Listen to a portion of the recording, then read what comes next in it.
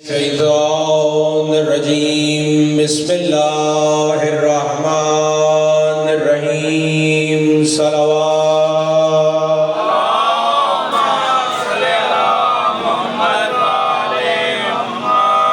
الحمدللہ رب العالمین والعاقبۃ للمتقین الصلاۃ والسلام علی خیر خلقہ محمد وآلہ اجمعین بلند صلوات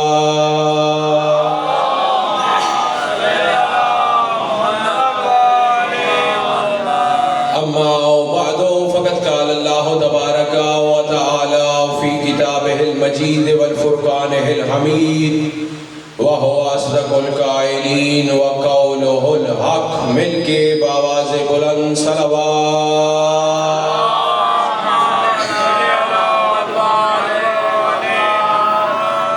صلوات کا پڑھنا بہت بڑی اور عظیم عبادت ہے، ایک بار مل کے بآواز بلند صلوات۔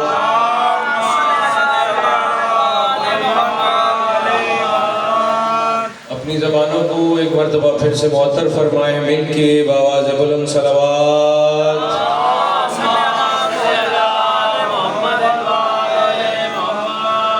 سب سے پہلے دعا گو ہوں خداوند کریم حاضرین کے دلی مقاصد پورے فرمائے، بانیان کو کاظمی برادران کو ہمیشہ آباد و شاد فرمائے۔ یا رب محمد و آل محمد کی عزت و عظمت کا واسطہ جو حاضرین ہوں اور جو باقی مومنین ہیں، ہم سب کے گھروں پہ اپنی رحمت کا نزول فرما۔ شرازی خاندان اور کاظمی خاندان کے جو بزرگان اس دار فانی سے کوچ کر گئے ہیں، مولا قدم قدم جنت الفردوس میں اعلیٰ مقام عطا فرما۔ اس ذکر کے صدقے میں یا رب محمد و آل محمد کی عزت و عظمت کا صدقہ کاظمی برادران کی والدہ صاحبہ کو صحت سلامتی والی لمبی زندگی عطا فرما۔ یا رب محمد و آل محمد کی عزت و عظمت کا واسطہ جو بے اولاد ہیں، اولاد نرینہ سے سرفراز فرما، خصوصاً میسم بھائی اور ان کے بڑے برادر مولا حیاتی والے بیٹے عطا فرما۔ یا رب محمد و آل محمد کی عزت و عظمت کا واسطہ ان کے کاروبار میں دن دگنی رات چگنی ترقی نصیب فرما۔ یا رب جو بیمار ہیں اس ذکر کے صدقے میں صحت یاب فرما، جو مقروض ہیں قرضے غیبی طاقت سے عطا فرما۔ یا رب محمد و آل محمد کی عزت و عظمت کا واسطہ جنہوں نے امتحان دینے ہیں یا دے رکھے ہیں، ہر قدم پہ کامیابی سے ہم کنار فرما۔ ہم سب کو سیرت آل محمد پہ چلنے کی توفیق عطا فرما، ہم سب کو حج بیت اللہ الحرام اور زیارت امام حسین علیہ السلام سے مشرف فرما۔ یا رب محمد و آل محمد کی عزت و عظمت کا واسطہ اس عزا خانے کو امام زمانہ کے ظہور تک آباد و شاد فرما۔ ہماری سب سے بڑی اور عظیم دعا ہماری آخری حجت کا جلد ظہور فرما۔ مل کے بآواز بلند صلوات۔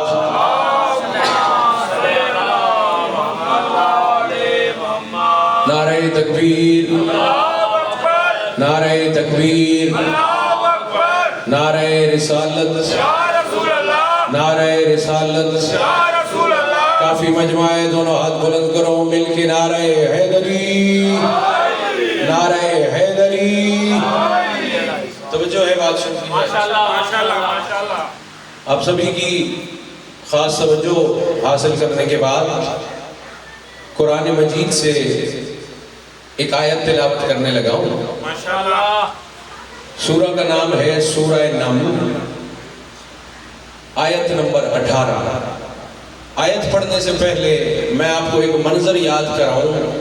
ایک نبی ایسا گزرا ہے جسے اللہ نے پوری زمین کی حکمرانی دے رکھی تھی۔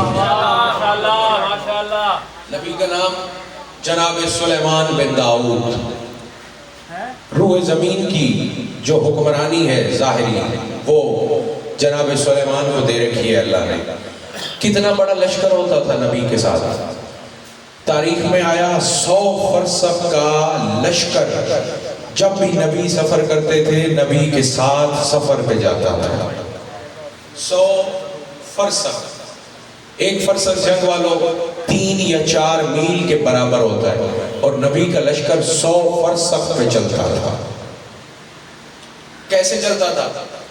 25 فرسخ میں انسان ہوتے تھے، 25 فرسخ میں پرندے ہوتے تھے، 25 فرسخ میں درندے ہوتے تھے، اور جو باقی 25 فرسخ تھے اس میں جن نبی جناب سلیمان کے ساتھ سفر کرتے تھے۔ اتنا عظیم و شان قافلہ، 100 فرسخ، 3 میل کا ایک فرسخ، 25 میں انسان، 25 میں جن، 25 میں پرندے، 25 میں درندے۔ نبی کیسے سفر کرتے ہیں؟ نبی کی کوئی سواری نہیں تھی، نبی اپنے تخت پہ بیٹھتے تھے، تخت ہوا میں پرواز کرتا تھا۔ وہ شاہی عطا کر رکھی تھی اللہ نے جناب داؤد کے بیٹے کو۔ سورہ نمل، اب یہ قافلہ میں نے آپ کو بتایا ہے کتنا بڑا اور عظیم و شان قافلہ ہے۔ یہی قافلہ گزرا وادی نمل میں سے۔ وادی نمل کون سی جگہ ہے؟ جہاں پہ زیادہ چونٹیاں پائی جاتی ہیں اسے کہتے ہیں وادی نمل۔ کیڑیاں، قبیلیاں، اگر آپ کو یوں سمجھ آ رہی، چونٹیوں والی وادی، اس وادی سے یہ قافلہ بہت بڑا گزرا۔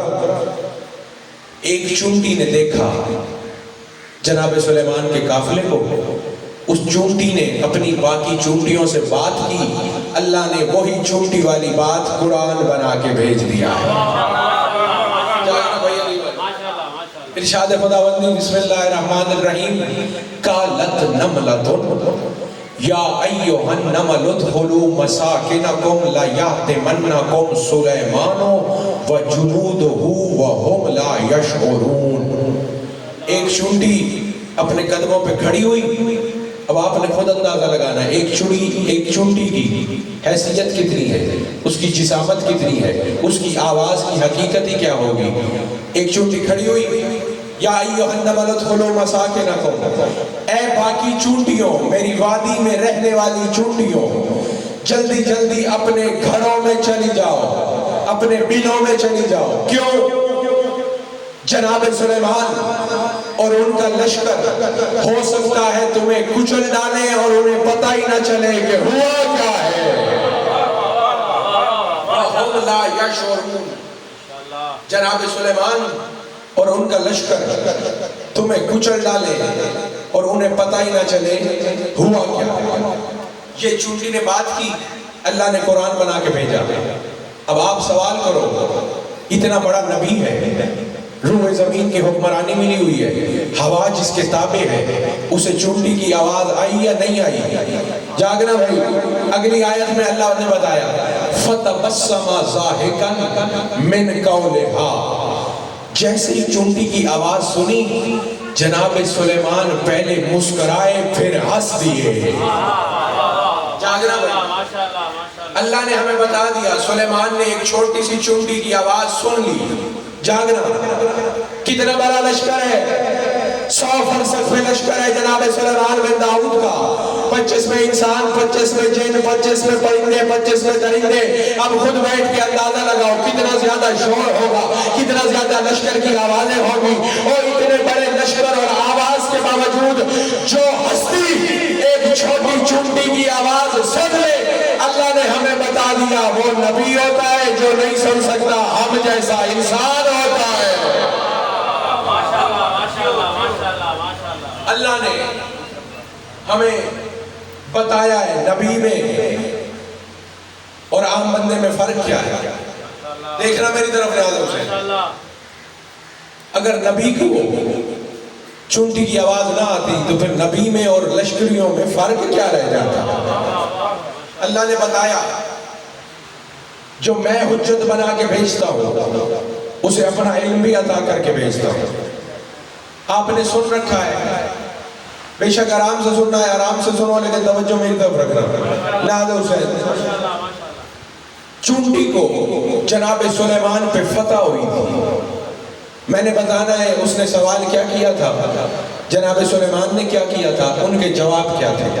اب جناب سلیمان نے آواز سنی ہے تو اللہ نے کہا ہے نا فَتَبَسَّمَ ضَاحِكًا، پہلے مسکرائے ہیں پھر ہنس دیے ہیں۔ اللہ نے ہمیں بتا دیا سلیمان نے آواز سنی، مسکرائے پھر ہنس دیے۔ جاگنا میری طرف دیکھنا، جناب سلیمان نے اپنے ایک سپاہی کو بلایا، میرے قریب آؤ۔ جی آقا، یہ سامنے وہ جو چونٹی ہے اسے اٹھاؤ میری ہتھیلی پہ رکھو۔ جاگنا بھائی جاگنا، نبی اور عام بندے میں فرق کیا ہوتا ہے؟ جاگنا، چونٹی آئی نبی کی ہتھیلی پہ، سلیمان بن داؤد نے مسکرا کے پوچھا چونٹی تو مجھے یہ بتا اس وقت تو زیادہ افضل ہے یا سلیمان نبی زیادہ افضل ہے؟ جاگنا علی والا، چونٹی کی حیثیت، جسامت، اس کا حجم، اس کی آواز، اس کی حقیقت کتنی ہے؟ چھوٹی معمولی سی چونٹی ہوتی ہے۔ جناب سلیمان نے فرمایا مجھے یہ بتا تو زیادہ افضل ہے یا سلیمان نبی زیادہ افضل ہے؟ چونٹی نے سر جھکایا، سر جھکا کے کہتی ہے بے شک آپ نبی ہو، اللہ کے پیغمبر ہو، اللہ کے رسول ہو، اللہ نے روئے زمین کی ساری حکمرانی آپ کو عطا کر کے دی ہے، یہ جو ہوا ہے یہ بھی آپ کے تابع چلتی ہے، آپ کو حشمت اللہ کا لقب بھی ملا ہے، لیکن یہ ادنا سی چونٹی اپنا سر جھکا کے کہہ رہی ہے اس وقت نبی تھوڑا افضل ہے، چونٹی زیادہ افضل ہے۔ چونٹی زیادہ افضل، نبی کم افضل۔ اب 100 فرسخ کا لشکر حیران ہے۔ جاگنا، وہ کہتے ہیں ہمارا نبی ہے، ہمارا حکمران ہے، ہوا اس کے تابع ہے، حشمت اللہ کا لقب اس کے پاس ہے، تخت اس کا ہوا میں پرواز کرتا ہے، چونٹی ہے، چھوٹی سی معمولی سی چونٹی ہے، نبی نے کہا یہ چونٹی اٹھاؤ میری ہتھیلی پہ رکھو۔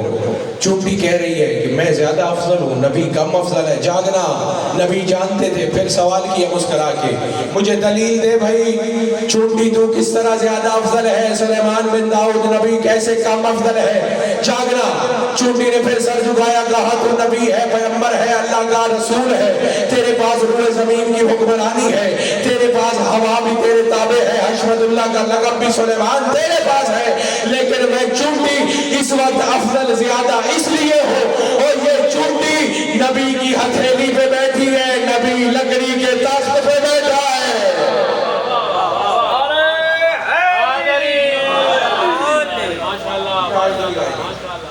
یا علی آئے۔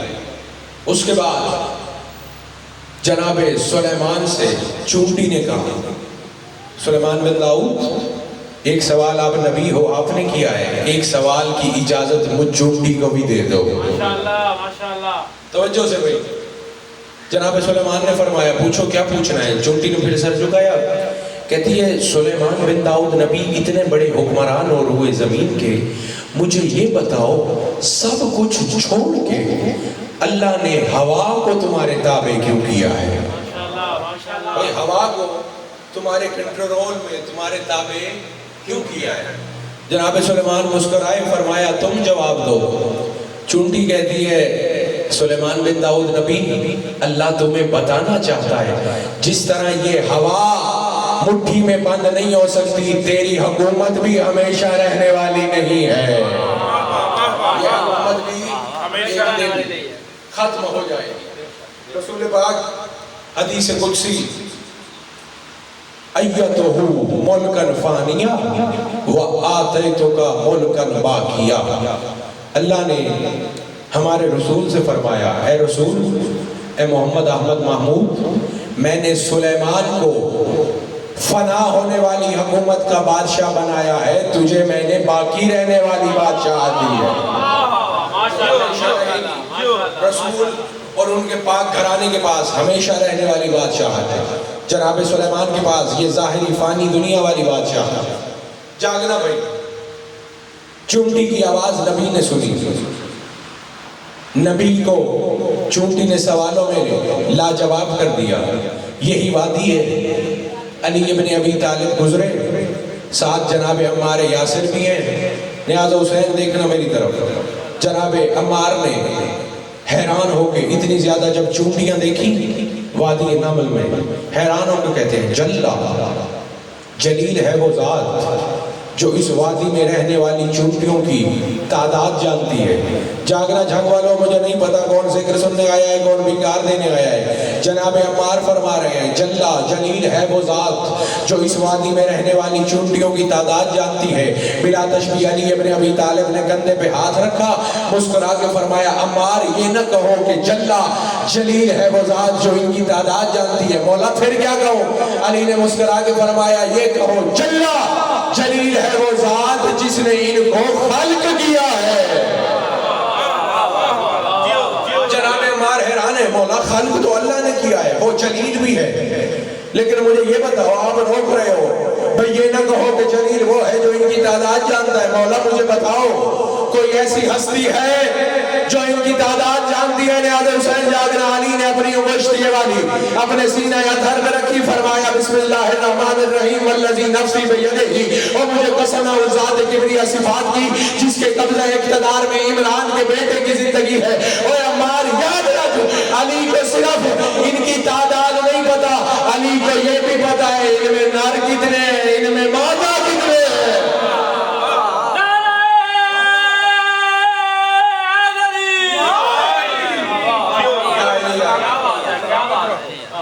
جناب عمار پریشان ہوئے، علی بادشاہ نے مسکرا کے فرمایا عمار اگر تم حیران ہو رہے ہو تو پھر سنو، علی کو یہ بھی پتا ہے اس وادی میں رہنے والی ایک ایک چونٹی نے اپنی پوری زندگی میں رزق کتنا کھانا ہے اور کب کب کھانا ہے۔ علی کو یہ بھی پتا ہے۔ جاگنا ایک بات میرے سامنے آ گئی ہے، شہر کوفہ، ملک عراق، مسجد اعظم، منبر ابیض، پوری کائنات میں سلونی کا اکیلا دعویدار علی ابن ابی طالب منبر پہ تشریف فرما ہے۔ ایک بندہ کھڑا ہو گیا، علی ابن ابی طالب خطبہ بھی دے رہے ہیں، خطبے کے دوران علی نے انگشت کا اشارہ کیا، ایک بندہ کھڑا ہو گیا، کہتا ہے یا علی انگلی کا اشارہ کیوں کیا ہے؟ علی نے مسکرا کے فرمایا میں نے اپنے اللہ کے حکم سے پوری کائنات میں رزق تقسیم کر دیا ہے۔ جاگنا بھائی جو یہ مانتا ہے رزق نجف سے آتا ہے، میں نے کیا کیا ہے اپنے اللہ کے حکم سے پوری کائنات میں رزق تقسیم کر دیا ہے۔ یہ کہتا ہے اچھا، اگلے دن اٹھا، ایک چھوٹا سا کیڑا اٹھایا، اس کو ایک ڈبی میں بند کیا، اپنی جیب میں رکھا، اگلے دن پھر مسجد میں آ گیا، علی ابن ابی طالب نے خطبہ دیتے ہوئے انگشت کا اشارہ کیا، یہ بندہ کھڑا ہوا، کہتا ہے یا علی آج کیا کیا ہے؟ علی نے مسکرا کے فرمایا او بدبخت آج بھی میں نے اپنے اللہ کے حکم سے پوری کائنات میں رزق تقسیم کر دیا ہے۔ یہ کہتا ہے یا علی دیکھ لو اور کوئی چیز رہ تو نہیں گئی۔ علی نے مسکرا کے فرمایا او کائنات عالم کے بدبخت، اور تیری جیب میں جو کیڑا ہے علی نے اسے بھی رزق دے دیا ہے۔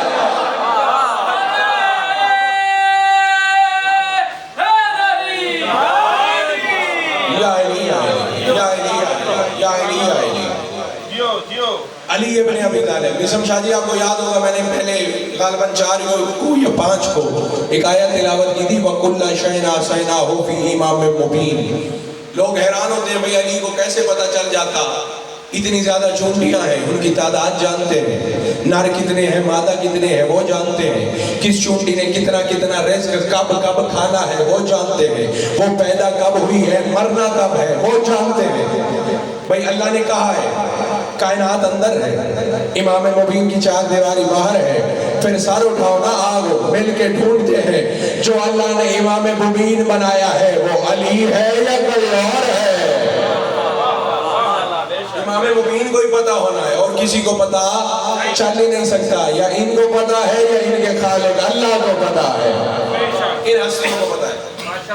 اور 14 کا یہ بھی فرمان ہے جب کچھ بھی نہیں تھا تو ہم تھے،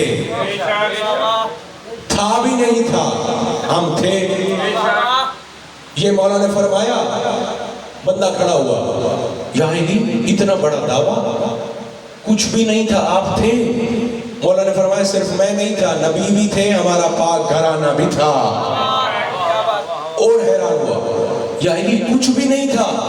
مولا نے فرمایا کچھ بھی نہیں تھا، ایک یزدان تھا اور 14 کا خاندان تھا۔ حیران پریشان انگشت بد اندان، مولا جب کچھ نہیں تھا اب رہتے کہاں پہ تھے؟ جاگنا علی ابن ابی طالب نے مسکرا کے فرمایا کننا موجودین فی غوامض علم اللہ، او بندے خدا جب کچھ نہیں تھا ہم تھے، ہم رہتے وہاں پہ تھے۔ کننا موجودین فی غوامض علم اللہ، جب کچھ نہیں تھا ہم اپنے اللہ کے علم کی گہرائیوں میں رہتے تھے۔ کننا موجودین، ہم موجود تھے گہرے سمندر میں اللہ کے علم والے۔ جاگنا بھائی، علی نے فرمایا ہمار مجھے پتا ہے تعداد کتنی ہے، مجھے یہ بھی پتا ہے لا انا عالم ذکر منہا والانثی، مجھے یہ بھی پتا ہے مذکر کتنے مؤنث کتنے۔ جاگنا بھائی، ایک دن علی بادشاہ میں نے بتانا یہ ہے علی کو علم کس کس چیز کا کب کب ہے. ماشاءاللہ. علی بادشاہ اور جناب سلیمان فارسی خاص توجہ دعا کا طلبگار کھجوریں تناول فرما رہے ہیں. علی بادشاہ نے ایک کھجور تناول فرمائی, اس کی گٹھلی مولا نے جب نیچے رکھی نا تو وہ گرتی ہوئی جناب سلمان کے آگے آ گئی. جناب سلمان کے آگے گٹھلی آئی. جناب سلمان نے ہاتھ جوڑے, مولا میرے امام ہو, میرے آقا ہو, میرے سردار ہو, میں آپ کا غلام, آپ کا نوکر ہوں, لیکن مولا میری داڑھی سفید ہے, میری عمر زیادہ ہے, آپ کو نا یہ گٹھلی میرے آگے نہیں رکھنی چاہیے تھی. جاگنا. کیا کہا جناب سلمان نے؟ مولا آپ جوان ہو, بے شک میرے آقا ہو, سردار ہو, مولا ہو, میں نوکر ہوں, خادم ہوں, غلام ہوں, لیکن میری عمر زیادہ ہے, میری داڑھی سفید ہے. آپ نے بتایا ہے کہ ہمیں بزرگوں کا احترام کرنا ہے. مولا آپ کو یہ گٹھلی میرے آگے تو نہیں رکھنی چاہیے تھی. علی بادشاہ نے مسکرا کے فرمایا, سلمان تجھے کس نے کہا ہے تیری عمر علی سے زیادہ ہے؟ جاگو بھائی, تجھے کس نے کہا ہے تیری عمر علی سے زیادہ ہے؟ مولا آپ جوان ہو, عالم شباب ہے, ریش سفید ہے, کمر بالکل سیدھی ہے, جوانی کا عالم ہے. میں سلمان بوڑھا ہوں, کمر جھکی ہوئی ہے, ریش سفید ہے, اتنی زیادہ عمر ہے. علی بادشاہ نے مسکرا کے فرمایا, سلمان داڑھی سفید ہونے کا مطلب یہ تو نہیں کہ تیری عمر علی سے زیادہ ہے. حیران پریشان ہے جناب سلمان. مولا تو دلیل دو, مجھے تو بات سمجھ نہیں آ رہی. یہ وہ سلمان حیران ہے جو ایمان کے 10ویں درجے پہ بیٹھا ہے, وہ حیرانی کے عالم میں ہے. مولا نے فرمایا, سلمان جب تم اپنے علاقے ایران فارس سے چلے تھے تو تمہارا گزر فلاں جنگل سے ہوا تھا یا نہیں ہوا تھا؟ جناب سلمان نے فرمایا, مولا میرا گزر تو اس جنگل سے ہوا تھا. علی بادشاہ نے مسکرا کے فرمایا, مجھے یہ بتا, جب تو اس جنگل سے گزرا تھا تجھے ایک پانی کا تالاب نظر آیا تھا یا نہیں آیا تھا؟ جناب سلمان نے فرمایا, مولا پانی کا تالاب بھی نظر آیا تھا. علی بادشاہ نے پھر فرمایا, مجھے یہ بتا, جب تو پانی کے تالاب کے قریب گیا تھا تجھے گرمی زیادہ لگی تھی, تو پانی میں نہایا تھا یا نہیں نہایا تھا؟ جاگنا میں کہ جنگل میں تو نہیں پڑ رہا. جناب سلمان نے فرمایا, مولا میں نہایا تھا. علی نے فرمایا, سلمان جب تم پانی سے باہر نکلے تھے تم نے ایک شیر کو دیکھا تھا یا نہیں دیکھا تھا؟ مولا میں نے دیکھا تھا, ایک شیر آیا ہوا تھا. علی نے مسکرا کے فرمایا, سلمان مجھے بتا, جیسے ہی تم پانی سے باہر نکلا تھا وہ شیر تیرے اوپر حملہ کرنے والا تھا یا نہیں تھا؟ کہتا ہے, مولا حملہ کرنے والا تھا. علی نے مسکرا کے فرمایا, سلمان جب تو نے شیر کو حملہ کرتے ہوئے دیکھا تھا تو نے دل میں دعا مانگی تھی نا کہ کوئی بندہ تجھے آ کے بچائے؟ کہتا ہے, مولا میں نے دعا مانگی تھی کوئی بندہ مجھے آ کے بچائے. علی نے فرمایا, ایک گھوڑے سوار آیا تھا یا نہیں آیا تھا؟ سلمان نے کہا, ایک گھوڑے سوار آیا تھا. علی نے کہا, علی ابن ابی طالب فرما رہے ہیں, سلمان اس گھوڑے سوار کا چہرہ چودھویں کے چاند کی طرح چمک رہا تھا یا نہیں چمک رہا تھا؟ کہتا ہے, مولا اس کا چہرہ بڑا نورانی تھا. علی نے مسکرا کے فرمایا, اور مجھے یہ بتا, اس جوان نے تجھے آگے شیر سے بچایا تھا یا نہیں بچایا تھا؟ جناب سلمان نے عرض کیا, مولا اس نے بچایا تھا. علی ابن ابی طالب نے مسکرا کے فرمایا, سلمان جب اس نے تجھے بچا لیا تھا تو نے پھول توڑے تھے, ان پھولوں کا ایک گلدستہ بنایا تھا, وہ تو نے تحفے کے طور پہ اس جوان کو دیا تھا یا نہیں دیا تھا؟ اب سر اٹھانا, میری طرف دیکھنا. سلمان نے کہا, مولا میں نے ایک گلدستہ بنایا تھا, اسے تحفے کے طور پہ میں نے اس جوان کو دیا تھا. علی ابن ابی طالب نے بلا تشبیہ ید اللہ ہاتھ جیب میں ڈالا, ایک گلدستہ نکالا. علی نے مسکرا کے فرمایا, سلمان پہچان وہی ہے یا کوئی اور ہے؟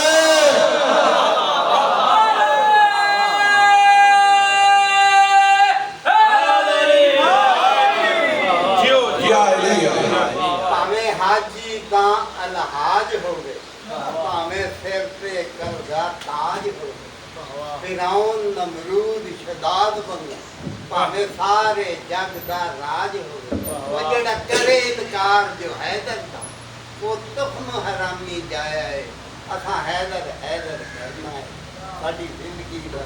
پانچ لارے پینتن تاک دے سوا لاکھ نارا حیدر. سلمان تجھے کس نے کہا ہے تیری عمر علی سے زیادہ ہے؟ جاگنا بھائی. جناب سلمان حیران ہے, پریشان ہے, اور سورہ ملک ہے 29واں پارہ شروع ہو رہا ہے. ارشاد خداوندی ہے بسم اللہ الرحمن الرحیم. تبارک الذی بیدہ الملک وہو علی کل شیء قدیر الذی خلق الموت والحیاۃ لیبلوکم ایکم احسن عملا. اللہ فرما رہا ہے تبرک والا ہے وہ اللہ جس کے ہاتھ میں ملک ہے. پھر آپ لاپرواہی میں بیٹھے ہو، مرضیاں کر کے بیٹھے ہو. اللہ بدن نہیں رکھتا. اس کی وجہ ہے نہیں سمجھا جی. اگر اللہ کا بدن ہوتا نعوذ باللہ وہ مرکب ہوتا. جو مرکب ہوتا ہے وہ محتاج ہوتا ہے. محتاج جنگ والوں ہر چیز ہوتا ہے، اللہ نہیں ہوتا. اللہ ہے. مل کے بابا سے بلند صلوات. اللہم صلی علی محمد وعلی محمد. بسم اللہ. ایک دفعہ پھر بابا سے بلند صلوات.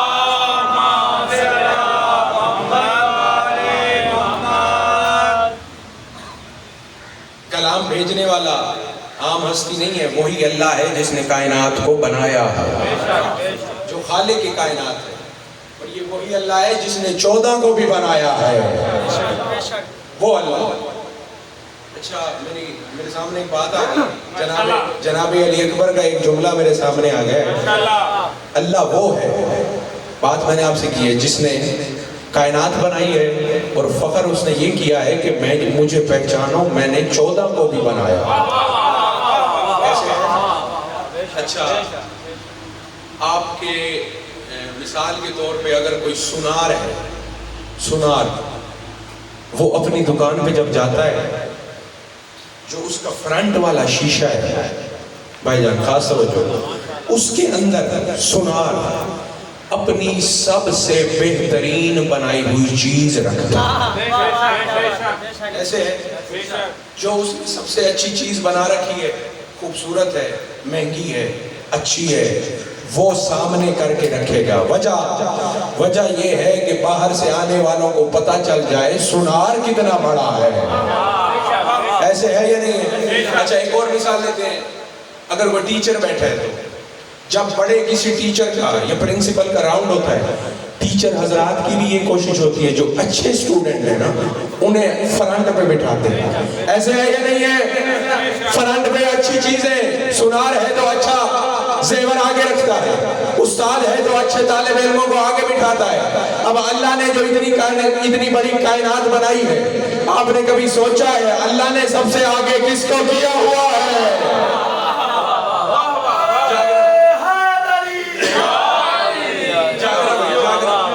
جناب علی اکبر نہ ہوتے ہمیں پتہ ہی نہ چلتا اللہ نے آگے کسے کر کے رکھا ہوا ہے. وہ ہستی ہے، وہ شہزادہ ہے، شکل محمد مصطفیٰ والی ہے، نام علی ابن ابی طالب والا ہے.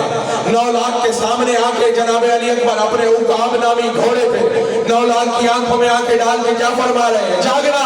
جناب علی اکبر نے فرمایا بسم اللہ الرحمن الرحیم الحمدللہ الذی خلق محمد و علی ابرازا لقدرتہ. جاگنا. 9 لاکھ کی آنکھوں میں آنکھیں ڈال کے جناب علی اکبر نے فرمایا حمد ہے اس اللہ کی جس نے محمد اور علی کو اپنی قدرت دکھانے کے لیے پیدا کیا ہے.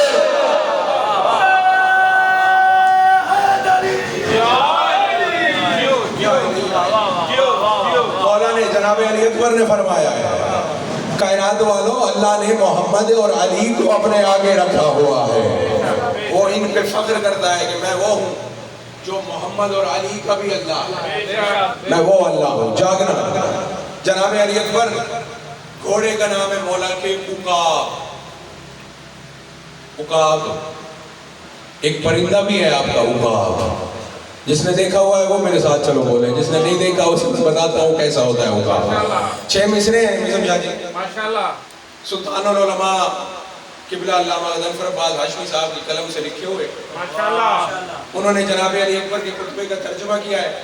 6 مصرے میں آپ جھولیوں میں ڈالنے کا ارادہ رکھتا ہوں. وہ لکھتے ہیں جناب علی اکبر نے فرمایا تم میرا مقابلہ کیا کرو گے، تم میرے گھوڑے عقاب کا مقابلہ نہیں کر سکتے. گھر آ گیا عقاب ہمارا اڑان پر پرندہ ہے، ایک جناب علی اکبر کا گھوڑا ہے، جاگنا۔ گھر آ گیا عقاب ہمارا اڑان پر، رکھ دے گا سم اٹھا کے لبے آسمان پر۔ کتنا اڑا ہے؟ گھر آ گیا عقاب ہمارا اڑان پر، رکھ دے گا سم اٹھا کے لبے آسمان پر۔ پھر لفظ الحفیظ نہ لانا زبان پر۔ جنگ صفین یاد کرا رہے ہیں، قرآن بھی تم نے اٹھا لیے تھے، الحفیظ الحفیظ کی آوازیں بھی آ رہی تھیں، یہ نہیں آئیں گی اب۔ گھر آ گیا عقاب ہمارا اڑان پر، رکھ دے گا سم اٹھا کے لبے آسمان پر۔ پھر لفظ الحفیظ نہ لانا زبان پر۔ او شامیوں امان نہ لینا قرآن پر، او جبریل جس کے در کا بھکاری ہے شامیوں، لڑتے ہو اس حسین سے جاہل حرامیوں۔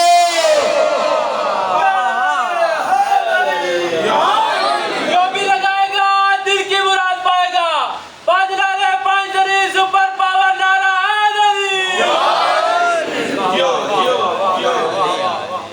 آپ کی توجہ ہو گئی ہے تو اگلے 6 مصرے بھی میں آپ کی جھولیوں میں ڈال دوں۔ مجھے یہ بتائیں، میں نے جس دن جناب عباس حضرت کا خطبہ پڑھا ہے، مولا کا جملہ نہیں تھا اتخففون بالموت قوما یلعب فی الطفولیت کیف کان بالرجولیت۔ مولا فرما رہے ہیں تم ہمیں موت سے ڈراتے ہو، ہم تو بچپن میں موت سے نہیں ڈرے، اب تو ہم جوان ہو گئے ہیں۔ 18 سال کے جناب علی اکبر نے بھی یہی بات کی ہے، جاگنا۔ اچھا مجھے یہ بتاؤ، یہ آپ کے ادھر بھی پانی آیا ہوا ہے، دریا بھی قریب ہے، کوئی زیادہ دور تو نہیں ہے؟ اگر پانی زیادہ آ جائے دریا میں، سمندر میں، قبلہ خاص ہو جائے، تو مچھلی بھی بھلا ڈرتی ہے بھئی پانی زیادہ آ گیا ہے۔ جاگنا، جاگ رہے ہو تو پانی جو آسمان کو آئے کمر کمر، پانی جو بھئی زیادہ آئے، پانی جو آسمان کو آئے کمر کمر، ہوتا ہے بھلا مچھلیوں کو ڈوبنے کا ڈر۔ پانی جو آسمان کو آئے کمر کمر، ہوتا ہے بھلا مچھلیوں کو ڈوبنے کا ڈر۔ جناب علی اکبر فرما رہے ہیں پانی جو آسمان کو آئے کمر کمر، ہوتا ہے بھلا مچھلیوں کو ڈوبنے کا ڈر۔ بیٹا علی کا اور ڈرے موت دیکھ کر، عالم یہ خاک خاک نہ ہو جائے خاک پر۔ جاگو، پانی جو آسمان کو، پانی جو آسمان کو آئے کمر کمر، ہوتا ہے بھلا مچھلیوں کو ڈوبنے کا ڈر۔ 5ویں مصرے میں ایک لفظ ہے قد، کاف کتاب والی کاف دال، قد جیسے قداوت ہوتی ہے، نفرت، مطلب اس کا نفرت ہے، ساروں نے ذہن میں رکھنا ہے، انشاءاللہ بلائے علی ابن ابی طالب کے نشے آ جائیں گے۔ قد نفرت۔ پانی جو آسمان کو آئے کمر کمر، ہوتا ہے بھلا مچھلیوں کو ڈوبنے کا ڈر۔ بیٹا علی کا اور ڈرے موت دیکھ کر، عالم یہ خاک خاک نہ ہو جائے خاک پر۔ جناب علی اکبر بتا رہے ہیں کوفی شامیوں تم کس کی اولادیں ہو، ہم کس پاک گھرانے کی اولادیں ہیں۔ پانی جو آسمان کو آئے کمر کمر، ہوتا ہے بھلا مچھلیوں کو ڈوبنے کا ڈر۔ بیٹا علی کا اور ڈرے موت دیکھ کر، عالم یہ خاک خاک نہ ہو جائے خاک پر۔ او قد ہم سے کیوں ہے نفرت، قد ہم سے کیوں ہے، باپ کے بستر سے پوچھ لو، علت ہمارے بغض کی مادر سے پوچھ لو۔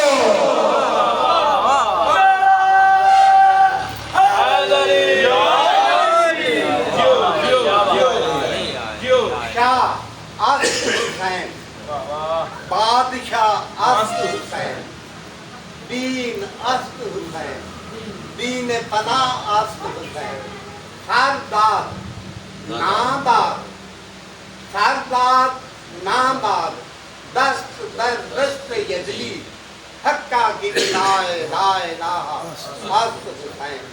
5 نعرے 5 تنفار سے سوا لاکھ نعرہ مل کے باواز بلند صلوات۔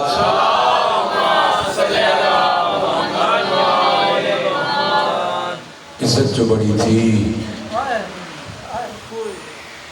تو مصیبت بھی بڑی تھی۔ ہر پڑھنے والے کی نوکری، اس کی ڈیوٹی، اس کا فرض اس وقت مکمل ہوتا ہے جب اس خاندان کی مظلومیت کے چند جملے پڑھتا ہے۔ 8 محرم ہر مجلس میں چوتھے امام کا یہ فرمان دہراتا ہوں. آنکھوں سے خون جاری ہوا. فرمایا شیعوں ہمارے مصائب میں شرما کے نہ رویا کرو. پوچھا گیا مولا کس طرح رویا جائے؟ آنکھوں سے خون جاری ہوا. رو کے فرمایا اس طرح بیان کیا کرو جس طرح 11 کی رات ہمارے پردہ دار بیان کر کے روتے رہے. حسین سینہ پیارا نہ کرو. میرا کوئی دعویٰ نہیں، دعوت پرسہ ہے. 8 محرم ہے، 2 دن کا مہمان رہ گیا ہے غریب زہرا حسین. میرا ارادہ ہے اس مظلوم کی شہادت کے چند جملے آپ کو سناؤں جس کے جانے کے بعد آقا حسین کی کمر کا زور ختم ہو گیا. جن کی علم بناتے ہو جناب عباس علمدار. بی بی پاک کربلا کا میدان، بی بی پاک حسین بادشاہ کی 4 سال کی معصومہ بی بی جناب عباس کے قریب آئیں. رو کے فرمایا چچا عباس اگر میرے بابا آپ کو اجازت نہیں دے رہے تو اب کی بار اجازت جانے حسین کی اجڑی ہوئی بیٹی جانے. جنگ والوں میں نے مصائب کا جملہ تو کہہ دیا. حسین کی 4 سال کی بیٹی کو پتہ چل گیا تھا اب ہم اجڑ گئے ہیں. سینہ پیارا نہ کرو، سینے پہ ہاتھ رکھو. تو کاش ہم کربلا میں ہوتے، اس خاندان کا صدر بن کے چلے جاتے. بی بی پاک نے فرمایا چچا عباس اجازت جانے حسین کی اجڑی ہوئی بیٹی جانے. بلا تشبیہ اپنے چچا عباس کی کلائی میں ہاتھ ڈالا. جناب معصومہ نے حسین بادشاہ کے خیمے کے قریب آئے. حسین بادشاہ نے دونوں کو آتے دیکھا، کرسی چھوٹ گئی. بی بی پاک نے رو کے فرمایا بابا میرے چچا عباس کو جنگ کی اجازت نہ دو، صرف پانی لانے کی اجازت دے دو. اگر آج پانی نہ آیا میرا بھیا علی اصغر شہید ہو جائے گا. رونے والوں حسین بادشاہ کی آنکھیں نہیں ساون کے بادل. رو کے فرمایا میری معصومہ بیٹی مجھے یہ بتا تیرے بھائی علی اصغر کی عمر کتنی ہے؟ بی بی پاک فرماتی ہے بابا میرا بھائی علی اصغر 6 ماہ کا صغیر ہے. مولا نے پوچھا معصومہ مجھے یہ بتا میرے بھائی عباس کی عمر کتنی ہے؟ بی بی پاک نے رو کے فرمایا بابا آپ کا بھائی عباس 32 سال کا کڑیل جوان ہے. اب جس نے ماتم کرنا ہے میری طرف دیکھیں. مولا نے رو کے فرمایا معصومہ وہ خیال سے عباس کو بھیجنا، ہو سکتا ہے تیرا 6 ماہ کا شہید ہو جائے اور میرا 32 سال کا بھی شہید ہو جائے.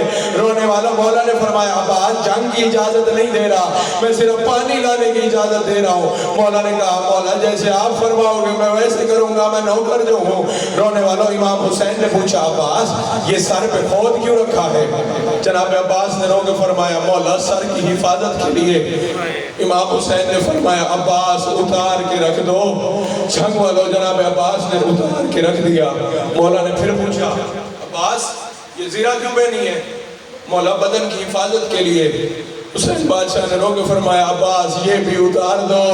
عزادارو جناب عباس نے اتار کے رکھ دی. مولا نے انتہا کر دی عباس یہ تلوار کیوں اٹھائی ہوئی ہے؟ بھائی جو بھی جنگ کرنے جاتا ہے سامان ساتھ لے کے جاتا ہے. عباس تلوار کیوں اٹھائی ہے؟ مولا جنگی حملے کرنے کے لیے. عباس یہ بھی رکھ دو. رونے والوں جناب عباس نے رکھ دی. مولا نے پوچھا عباس یہ ڈھال کیوں اٹھائی ہے؟ مولا حملے روکنے کے لیے. عباس ڈھال بھی رکھ دو. رونے والوں جناب عباس نے رکھ دی. قدموں پہ ہاتھ لگایا مولا اور میرے آقا حسین جس طرح مجھے بھیج رہے ہو اس طرح کسی اور کو تو نہیں بھیجا. امام حسین نے باہیں ڈالی جناب عباس کے گلے میں اور رو کے فرمایا عباس نہ خود رو نہ مجھے رلا. اور تجھے پتہ نہیں ہے آج جتنے شامی تو قتل کرے گا اور بازار شام ہماری عالیہ بہن کو اور اتنے بدلے دینے پڑیں گے، اتنے پتھر لگیں گے، اتنا گرم پانی پھینکا جائے گا. جناب عباس نے فرمایا مولا اگر یہ بات ہے تو میں حملہ نہیں کروں گا اور میں صرف پانی لانے کی کوشش کروں گا. رونے والوں جہاں بھی جناب عباس کی شہادت پڑھی جاتی ہے مولا کا فرمان ہے. عالم دین کو عالم خواب نے فرمایا جناب عباس نے اور جہاں بھی میری شہادت پڑھا کرو اور میرا گھوڑے سے اترنا مومنوں کو سنایا کرو. عالم دین نے ہاتھ جوڑے مولا آپ ہی بتائیں آپ کیسے گھوڑے سے اترے ہیں؟ عالم دین کو عالم خواب میں جناب عباس نے فرمایا مجھے ایک نیزہ ملا وہ لے کے میں دریا کے کنارے گیا، میں نے اپنے گھوڑے کو جولان دیا، فوجوں کو عبور کیا، دریا کے کنارے ترائی میں اتر کے میں نے مشکیزہ سکینہ کو بھرا۔ اس کے بعد جناب عباس نے اپنے چلو میں پانی لیا، فوج شام کو دکھایا، دیکھو علی کا بیٹا پینے پہ قادر ہے لیکن حسین پیاسا ہے۔ جاگرہ بھائی جو ماتم کی نیت سے کیا بیٹھا ہے، حسین پیاسا ہے، حسین کے بچے پیاسے ہیں، اس لیے عباس پانی نہیں پیے گا۔ دو مصرے لکھے ایک شاعر نے، چلو میں لے کے پانی جو پھینکا دلیر نے، بادل وفا کا جھوم کے برسا فرات پر۔ چلو میں پانی لیا، واپس دریا کے سپرد کیا۔ اپنے گھوڑے سے جناب عباس علمدار نے فرمایا پانی پی اشل۔ گھوڑا رو کے کہتا ہے مولا حسین کا مرد جس پیاسا ہو، عباس کا گھوڑا کیسے پانی پی سکتا ہے؟ رونے والوں جناب عباس خود روایت فرماتے ہیں میں نے مشکیزے کو بھرا، اس کے بعد میں نے ارادہ کیا خیام کے اندر جاؤ۔ یہاں سے عمر ابن سعد کہتا ہے اگر پانی خیموں میں چلا گیا تو ہم جنگ ہار جائیں گے۔ یہ ظالم 9 لاکھ سے کہتا ہے اور سارے مل کے تیروں کی بارش کرو۔ رونے والوں 9 لاکھ تیر چلانے والے ہیں، یہاں سے اکیلا عباس پانی لے کے آنے والا ہے۔ رونے والوں جناب عباس نے وہ مشکیزے کو سنبھال کے رکھا ہوا ہے۔ تیروں سے جناب عباس فرماتے ہیں اور تیروں عباس کا بدن حاضر ہے، عباس کے بدن میں لگ جانا لیکن مشکیزے میں نہ لگنا۔ رونے والوں اتنے زیادہ تیر چل رہے تھے، ایک تیر لگا جو مشکیزے میں لگا، سارا پانی بہ گیا۔ اب جناب عباس روایت کرتے ہیں میں نے اپنے خیمے کی طرف بھی جا رہا ہوں، ایک ظالم نے وار کیا، عباس کا دایاں بازو قلم ہو گیا۔ رونے والوں علی کی علی بیٹی کو پتا چلا، بی بی نے فرمایا وہ میرا عباس بڑا بہادر ہے، ایک بازو کٹ گیا ہے کچھ نہیں ہوتا۔ تھوڑی دیر کے بعد خبر ملی او احمد بالخیر عباس کا دوسرا بازو قلم ہو گیا۔ او علی نے بیویوں کو جمع کیا، ہاتھ جوڑ کے فرمایا او اگر اب تمہاری چادر لوٹ لی جائے تو علی کی بیٹی کو معاف کر دینا، اور جس کے سہارے آئی تھی اس کے دونوں بازو قلم ہو گئے ہیں۔ رونے والوں سینہ پیارا نہ کرو، جناب عباس کا فرمان ہے میرا گھوڑے سے اترنا مومنین کو سنایا کرو۔ بازو قلم ہو گئے، جناب عباس نے پھر بھی کوشش کی مشکیزے کو اس کے تسمے اپنے دندان مبارک میں پھنسائے، تیر لگا پانی بہ گیا۔ مولا نے گھوڑے سے فرمایا اب مجھے خیام کی طرف نہیں، اب مجھے مقتل کی طرف لے کے جاؤ۔ مولا فرما رہے ہیں گھوڑے سے اگر معصومہ نے پوچھ لیا چچا پانی لائے ہو میں کیا جواب دوں گا؟ رونے والوں خیام سے اب مقتل کی طرف آ رہے ہیں۔ مولا کا فرمان ہے ایک ظالم نے مجھے تیر مارا، بے شک آرام سے سنو۔ مولا فرماتے ہیں میری آنکھ میں لگا، میرے ہاتھ نہیں تھے، میرے ہاتھ کٹے ہوئے تھے، تیر میری آنکھ میں لگا ہوا ہے۔ اب میں نے ارادہ کیا رکابوں سے پاؤں نکالوں، اپنے زانوں ملا کے آنکھ والا تیر نکالوں۔ جناب عباس فرماتے ہیں ابھی میرے پاؤں رکابوں سے نہیں نکلے تھے اور میں نے سر کو جھکایا، عمار بن جارب نے ایک گرز کا وار کیا اور رونے والوں جناب عباس زین میں سنبھل نہیں سکے، اور رونے والوں جناب عباس کے ہاتھ کٹے ہوئے ہیں، اور جناب عباس وہ جو تیر آنکھ میں لگا ہے اس کے سارے زمین میں گرے۔ رونے والوں ایک وقت میں 4 کام ہو گئے، عباس زین سے گر پڑے، حسین مولا کرسی سے گر پڑے، عالیہ کے سر سے